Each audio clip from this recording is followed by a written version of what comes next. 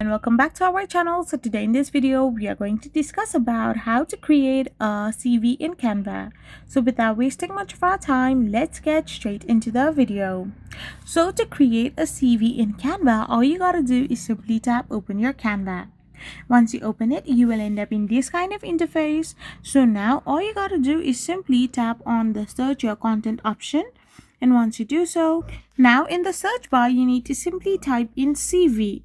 So once you tap on CV, you will get different kind of templates that will allow you to create a CV in Canva. So simply tap on any of the template you like, and once you have tapped on it, it will open on your device. So now you can simply edit your CV by simply typing in your details instead of the sample details. So now you can edit anything and everything in this CV template, or you can even go back and choose other templates that you prefer to. And after doing this, you will be able to create a CV in Canva. I hope you found this video helpful, so don't forget to hit that subscribe button and to give us a thumbs up. We will be back again with more informative videos. Thank you for watching.